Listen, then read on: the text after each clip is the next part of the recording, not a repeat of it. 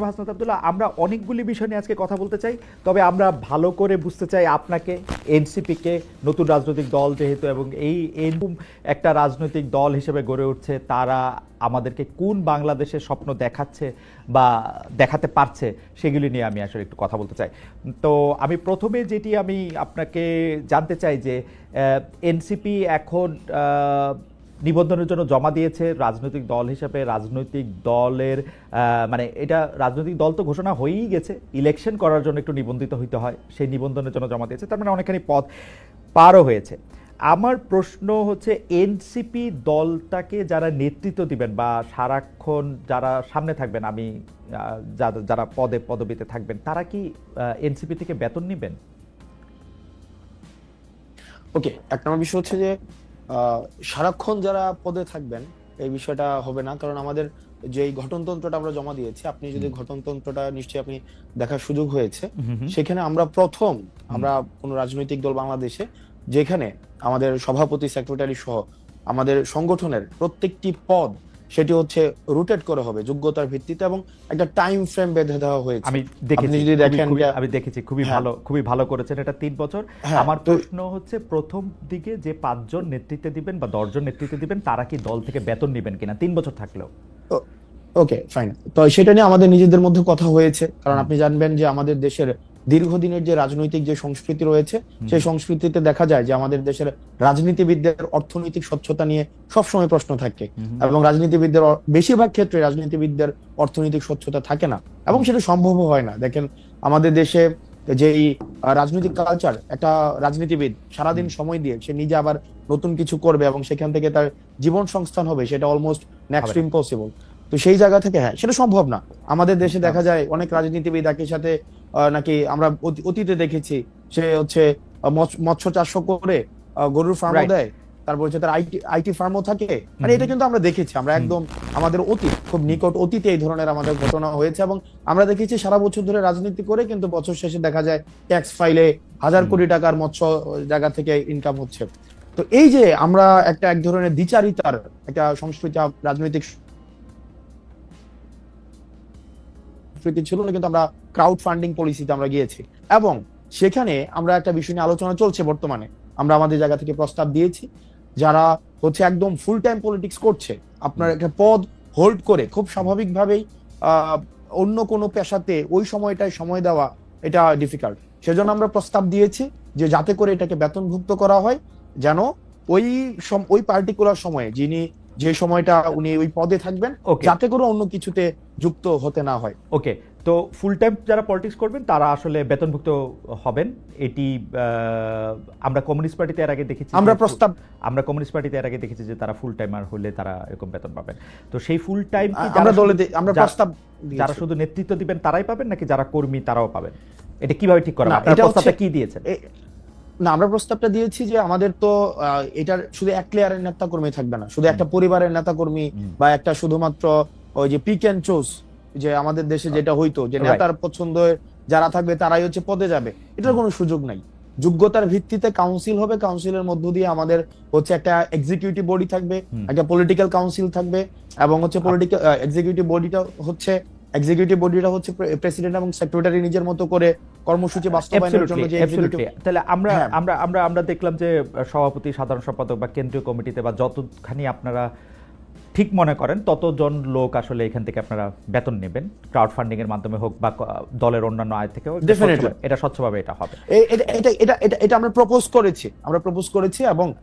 করেছি এবং এটা আমরা দেখেন, আমরা শুরু থেকে একদম এই দল গঠনের শুরু থেকে বা তারও আগে থেকে শুরু থেকেই শুধুমাত্র আমাদের দলের মধ্য থেকে না, আপনি যদি আমরা সবাই চেয়েছি। আমরা মাঝে মাঝে আপনি কিছুদিন আগে একটা জিনিস বলছিলেন যে আমাদের অর্থনৈতিক স্বচ্ছতা নিয়ে যেভাবে প্রশ্ন করা হয় অন্যদেরকে করা হয় না, আমাদেরকে নিয়ে প্রশ্ন করা হবে, এটা খুব স্বাভাবিক। কারণ আমরা কিন্তু এই না সেটা ঠিক আপনাদের আছে, সেটা বা ঠিক এই আছে, সেটা ঠিক আছে। না, আমরা এটা এখন নিয়ে, আমরা fine. এখন তো আমরা এখন সেই জায়গা থেকে হচ্ছে আমরা এটি নিশ্চিত করতে যাচ্ছি। ওকে, থ্যাংক ইউ। তাহলে ব্যাপারটা দাঁড়াইলো হচ্ছে যে আপনারা সেটা ঠিক করবেন, প্রপোজ করেছেন, অনেক ধন্যবাদ। একটা নতুন বিষয় নিশ্চয়ই এখন, কারণ কয়েকদিন আগে আমি আরেকটি বড় দলের বিএনপির ভারপ্রাপ্ত প্রধান বা বিএনপি চেয়ারপারসনরা দল থেকে বেতন নেন কিনা সেই প্রশ্নেরও করেছিলাম। বিএনপি নেতৃবৃন্দ একরকম জবাব দিয়েছেন যে তাদের আসলে অন্য আয়ের উৎস রয়েছে, বেতনের কথা তারা বলে না। আমি কমিউনিস্ট পার্টি ছাড়া আর কারোর কথা শুনি নাই। আমার এখনকার প্রশ্ন হচ্ছে যে পার্টি সদস্যরা তো এখন বেতন নিচ্ছেন না, এখন চলছেন কিভাবে? ধরেন আপনাদের আহ্বায়ক জনাব নাহিদ ইসলাম কি করে এখন দিন গুজরান করছেন?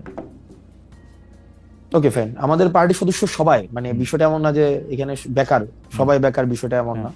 আমার নিজস্ব কর্মসংস্থান রয়েছে, আমাদের পার্টির হচ্ছে অলমোস্ট সবারই কর্মসংস্থান। যাদের নেই সেই জায়গা থেকে আমরা হচ্ছে পার্টিতে আমরা ব্যক্তিগত জায়গা থেকে আমরা ডোনেট করি। যেমন আমাদের পার্টির সদস্যদের ইনিশিয়াল 5,000 টাকা করে হচ্ছে আমরা সদস্য ফর্মের ইয়া ছিল, মানে পার্টিতে যারা মেম্বার ছিল, তারপরে মান্থলি বেসিসে হচ্ছে আমরা সেখানে ডোনেট করি। না সেটা তো দলের জন্য, দলের যারা মানে তারপর এটা ছিল দলের যে আমরা, এটা তো দলের জন্য আপনারা ডোনেট করতেছেন, দলের নেতার জন্য কি? দলের জন্য না, দলের নেতার জন্য আমরা ডোনেট করছি না। সেই জায়গা থেকে যেমন আমার জায়গাটা, মানে আমার জায়গাটা হচ্ছে যেমন আমি আমার অর্থনৈতিক বিষয় নিয়ে আপনার সাথে না সেটা ঠিক আছে, সেটা ঠিক আছে। আমি আপনার কথা জানতে চাইছি না, কারণ আপনার কথা আপনি বহুবার আপনি এই প্রশ্নের সম্মুখীন হয়েছেন, আপনার কোচিং সেন্টারের কথা শুনেছি, আপনার অনেক কিছু শুনেছি যে পার্টিতে আপনি ছাড়াও আরো অনেক নেতা নেত্রী রয়েছেন, দলের আহ্বায়কের কথা আমি বারবার জানতে চাইছি, কারণ হচ্ছে আমার অসংখ্য কলিগস রয়েছে। দেখেন আমাদের অসংখ্য কলিগস রয়েছে যারা নিজ নিজ জায়গায় প্রতিষ্ঠিত। আপনি তাসনিম জারাকে দেখবেন, তারপরে হচ্ছে খালিদ সাইফুল্লাহ ভাই আছে, এতেশাম ভাই আছে, তাসনিমা জাবিন আপা আছে, ডাক্তার। দেখেন আমি প্রফেশনালি যদি আলাদা করি, এই পার্টিতে হচ্ছে ডাক্তার রয়েছে, অ্যাবসলিউটলি আমার এটাতে কোনো আপত্তি নাই, কিন্তু যাদের নাই, যারা চাকরি করেন না, চাকরির জন্য আন্দোলন করতেছিলেন, এখন আইসা মানে জাতির প্রয়োজনে, সময়ের প্রয়োজনে যারা নেতৃত্ব দিচ্ছেন একটি দলকে বা অন্য দায়িত্ব পালন করছেন, তারা কি করছেন সেটি আমি জানতে চাইছি। তাদের ক্ষেত্রে দল থেকে সাহায্য করা হচ্ছে কিনা বা টাকা দেওয়া হচ্ছে। একটা জিনিস দেখেন, সাংগঠনিক খরচের দায় দল নেয়। একটা রাজনীতিবিদ সাংগঠনিক যে খরচটা করবে সেটা তো আপনার দল থেকে সেটা ব্যয়ভার বহন করা হয়। আমি কোথাও জায়গায় সফরে গেলাম, কোন একটা মিটিং অ্যারেঞ্জ করলাম, কোন একটা কর্মসূচি বাস্তবায়ন করলাম, এটা আমার দল দিবে। সে বেকার হোক, সে কিছু করুক আর না করে, এটা কিন্তু দল দিচ্ছে। এখন তার ব্যক্তি পরিসরের খরচ সেটা সে কিভাবে সংস্থান করে, সেটা তার বাবা দিচ্ছে নাকি সে নিজে করছে, বা তার পারিবারিক সেই ধরনের সংস্থান রয়েছে কিনা, সেটা ব্যক্তি জানবেন। আমার মনে হয় যে আপনাদের দলের যে আহ্বায়ক আছেন, যে সদস্য সচিব আছেন, তারা কি করে আসলে মানে তারা তো দুইজনই তারা প্রায় চাকরি শুরু করেন নাই, ছাত্র ছিলেন, তেমন ব্যবসার সাথে যুক্ত ছিলেন না, আমরা জানি। তারা কি করছেন এটি যদি সামনে আসতো, আমাদের তরুণরা এক ধরনের সেটা নিয়ে কথা হতে পারে, কিন্তু আমাদের সাংগঠনিক যে খরচ, আমি সাংগঠনিক খরচের কথা আমি জানতে চাইছি না, আমি জানতে চাইছি যে রাজনীতি করার ক্ষেত্রে নতুন রাজনৈতিক দলের নেতৃবৃন্দ আসলে কিভাবে কার বাসার বাজার কিভাবে হয়, কার বাসার বাজার কিভাবে হয়। ওনারা তো একদম যে ওনারা সিঙ্গেল সবকিছু ডিল করে, বিষয়টা এমন। ওদের ফ্যামিলি সদস্য রয়েছে, ওনাদের পরিবারের সদস্য রয়েছে, নিশ্চয়ই সেটা ওনারা ভালো বলতে পারবেন। আচ্ছা ঠিক আছে, আপনাদের পার্টিতে পূর্ণাঙ্গ কমিটি বলতে আমরা যেটা বুঝি, সভাপতি, সাধারণ সম্পাদক, যার কথা বলেছেন, সেটি কবে আসবে? আপনারা কি এই জায়গাগুলি ফাঁকা রাখছেন উপদেষ্টা মাহফুজ এবং উপদেষ্টা আসিফ ফিরে যেন আসলে সেটি হয়, সেটির জন্য? না এখনো কেন আহ্বায়ক কমিটি?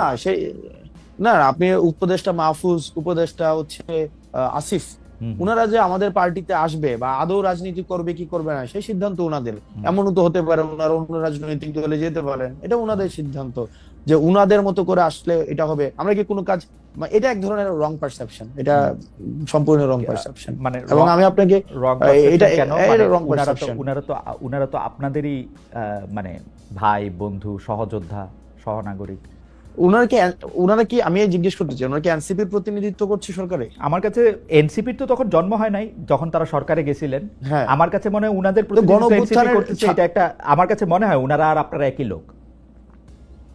কেমনে মনে হয়? কারণ সকল কথায় সকল আচরণে আপনারা সরকারকে ডিফেন্ড করেন, সরকারের যতটুকু অংশ দুই উপদেষ্টা, ছাত্র উপদেষ্টা আপনাদের আছেন, তাদেরকে ডিফেন্ড করেন, তারা আপনাদেরকে ডিফেন্ড করেন। আমরা কেমনে সরকারকে, না আমরা আপনারা সরকারের যতটুকু, হ্যাঁ আপনারা সরকারের সমালোচনা করেন, না যতটুকু আপনারা দেখেন, হ্যাঁ সরকার যতটুকু হচ্ছে উপদেষ্টা দুজনকে বাদ দিয়ে আপনারা সমালোচনা করেন সরকারকে। না উপদেষ্টা দুজনকে বাদ দিয়ে কিভাবে? তারা ছাত্র, দেখেন বেশিরভাগ ক্ষেত্রে আমার, তারপর হচ্ছে দুইজন উপদেষ্টা বা আমাদের পার্টির আর দুইজন উপদেষ্টার কথা যদি কোনো ক্ষেত্রে মিলে, তো সেক্ষেত্রে খুব স্বাভাবিক না বিষয়টা, কারণ আমরা তো ছাত্র প্রতিনিধি হিসেবে ওনারা সেখানে গিয়েছিলেন। এখন এই মিলে যাওয়ার মানে স্বাভাবিকভাবে মানে না, আমরা দেখেন আমরা তিনজন ছাত্র উপদেষ্টা পেয়েছিলাম। স্পেসিফিক বলেন, আমরা হ্যাঁ আমি স্পেসিফিক বলি আমরা তিনজন ছাত্র উপদেষ্টা পেয়েছিলাম। একজন ছাত্র উপদেষ্টা এসে এই দলের আহ্বায়ক হয়েছেন, দুই ছাত্র উপদেষ্টা আলাদা রয়েছেন। এই দুই ছাত্র উপদেষ্টা যখন কোনো সরকারি কাজে সম্পৃক্ত হন, রাষ্ট্রীয় কোনো যখন সিদ্ধান্ত নেন, আমরা দেখা যায় এনসিপি একই সূত্রে কথা বলে। যেমন ধরা যাক দক্ষিণ ঢাকা নিয়ে মেয়র কে হবেন, ইশাক হবেন নাকি অন্য কেউ হবেন, সেটাতে উপদেষ্টা আসিফ এবং এনসিপির কথা পুরোপুরি মিলে যায়। স্পেসিফিক যদি আরো উদাহরণ চান তাহলে আমি এইরকম বলতে পারি যে কোনো একটা জায়গায় গিয়ে দেখেন উপদেষ্টা আসিফ যদি একটা সঠিক পজিশন নেন, একটা রাইট পজিশন নেয় কোন একটা বিষয়ে, যে কোন উপদেষ্টা, তো সেক্ষেত্রে এই পজিশনটাকে যদি আমরা এটাকে আবার কিন্তু বিষয়টা হচ্ছে কোন রং পজিশন যদি নেয়, সেটাকে ব্লাইন্ডলি যদি কখনো এটাকে এন্ডোর্স করতাম, তাহলে সেই বিষয়টা হচ্ছে আপনি বলতে পারতেন যে আমরা হচ্ছে ওনারা আমাদের প্রতিনিধিত্ব করছে। এই পর্যন্ত রাইট পজিশন, এই পর্যন্ত দুইজন উপদেষ্টা যে কোনো সবগুলি রাইট পজিশন নিয়েছেন।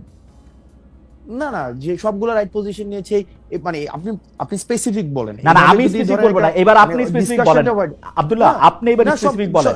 না সবগুলো তো রাইট। এইবার আপনি বলেন যে এইবার আপনারা বলেন যে সবগুলো রাইট নাই তো। এইবার আপনারা বলেন যে এই উপদেষ্টাদের মধ্যে কোন কাজের আপনারা সমালোচনা করেছেন, এই দুই উপদেষ্টার। দেখেন এই দুই উপদেষ্টার, দেখেন আমরা শুরু থেকে বলছি, দেখেন এই দুই উপদেষ্টার কাজকে, এক নাম্বার হচ্ছে আমাদের যে মাহফুজ আব্দুল্লাহর কাজ হচ্ছে আমাদের এই যে মিডিয়া, তারপর হচ্ছে উনি তথ্য প্রযুক্তি মন্ত্রণালয় উনি দেখেন। আমরা কিন্তু বারবার বলে আসছি, যেমন মিডিয়া নিয়ে আমরা বারবার করে বলে আসছি যে দুইজন আমাদের ছিলেন, একজন নাহিদ ছিলেন এবং মাহফুজ আব্দুল্লাহ ছিলেন, ওনারা কিন্তু ফেল করছে। মাহফুজ আলম ছিলেন, ওনারা ফেল করছে। কারণ এই যে মিডিয়া যেভাবে সন্ত্রাস ম্যানুফ্যাকচার করেছে বা বৈধতা উৎপাদন করেছে, সেটির জন্য প্রয়োজনীয় ব্যবস্থা নেওয়ার দায়িত্ব ছিল